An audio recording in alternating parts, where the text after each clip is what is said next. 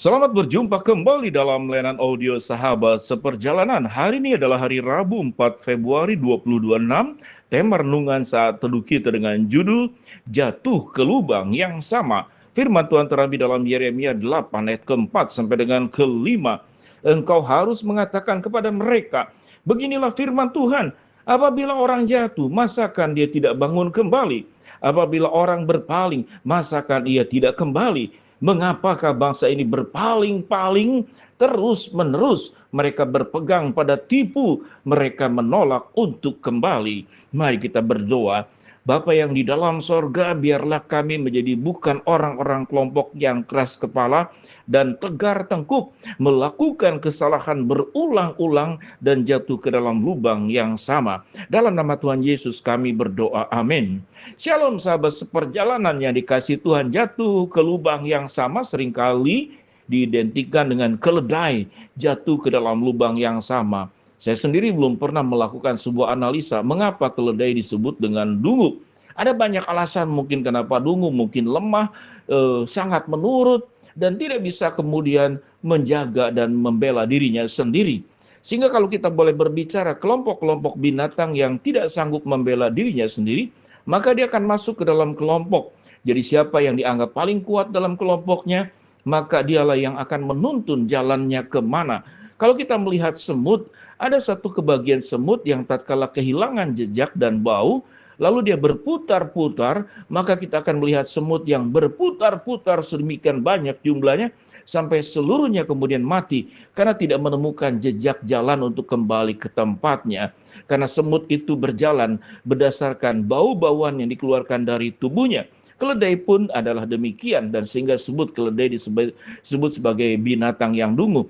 Kalau keledai itu adalah dungu, saya percaya keledai bukan dengan sengaja mau menjadi dungu, atau binatang-binatang yang sesungguhnya memang tidak punya kemampuan untuk mempertahankan diri, tidak punya kecerdasan untuk menilai masalah dan memilah mana yang bahaya dan mana yang tidak bahaya. Namun manusia diciptakan oleh Tuhan dengan kecerdasan yang sedemikian luar biasa. Bahkan tidak hanya diberikan kecerdasan, bahkan diciptakan menurut gambar dan rupa Allah. Dan manusia punya akses untuk bertanya, memohon hikmat daripada Allah. Dan Tuhan akan membukakan jalan. Jadi seluruh kebenaran, seluruh kebaikan, seluruh pertolongan yang sudah Tuhan siapkan, kekuatan. Sehingga kalau boleh dikatakan tidak ada alasan manusia itu serong, dan tidak ada alasan manusia itu salah jalan, apalagi tidak ada alasan manusia jatuh ke dalam lubang yang sama. Di dalam bagian firman Tuhan Yeremia, sebagaimana dalam rangkaian renungan sahabat seperjalanan dari kitab Yeremia, Yeremia dikirim oleh Tuhan untuk mengingatkan bagaimana bangsa ini sudah serong jalannya, jatuh ke dalam lubang yang sama, kemunduran di dalam spiritualitas, kemunduran di dalam moralitas. Mereka menyembah dewa, mereka berpaling daripada jalan Tuhan, mereka tidak menjaga rumah tangga dengan baik, tidak ada kesetiaan, mereka menjadi orang yang mudah berkeluh kesah dan tidak mempercayai Allah. Sehingga ayat ini berkata pada ayat yang keempat dan kelima dari Yeremia pasal ke-8. Engkau harus mengatakan kepada mereka, beginilah firman Tuhan, apabila orang jatuh, masakan ia tidak bangun kembali?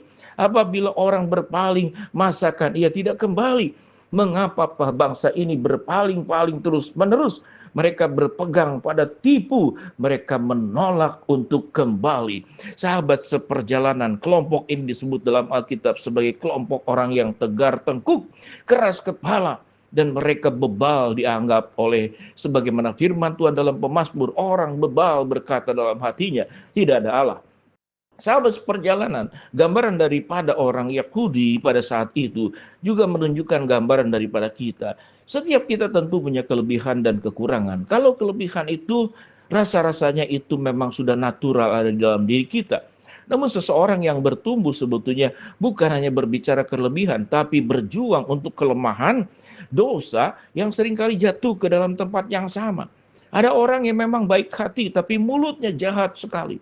Kebaikannya itu penuh dengan syarat, kebaikannya dalam rangka untuk memanipulasi, untuk menekan, dan untuk membeli perhatian, puji-pujian dari orang lain. Kebaikannya baik, tetapi motifnya buruk, dan seringkali kalau kemudian tidak sesuai dengan harapan dan keinginannya, Orang yang dibantu itu bisa kemudian diperlakukan dengan kasar, bahkan dihina dengan caci maki, dengan kata-kata yang kasar.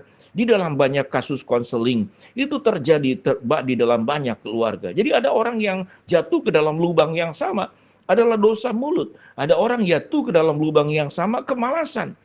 Kemalasan, tidak punya tanggung jawab. Ada orang yang jatuh ke dalam lubang yang sama, ketidaksetiaan. Dia berjuang tapi kembali jatuh kembali, sudah diingatkan jatuh kembali ke dalam lubang yang sama. Ada orang yang jatuh ke dalam lubang yang sama karena kebiasaan suka berjudi, suka mabuk. Sehingga itulah kebiasaannya. Dan kalau boleh dikatakan firman Tuhan berkata, masakan ada orang jatuh tidak bangun kembali dan kembali jatuh. Masakan ada orang yang kemudian berpaling dan kemudian berpaling terus-menerus dan menolak untuk kembali. Bagian firman Tuhan ini mengingatkan kepada kita, janganlah menjadi orang yang jatuh ke dalam lubang yang sama. Setiap kita punya titik lemah, setiap kita punya titik gelap, dan berjuanglah, temukanlah di mana titik lemah saya. Jangan kemudian tatkala titik lemah diberitahu oleh orang lain, ditegur oleh Allah, lalu kita punya banyak alasan alibi untuk membenarkan diri, seakan-akan perbuatan buruk itu, lubang yang sama itu dianggap bukan dosa. Kita bisa membenarkan dengan berbagai macam alasan.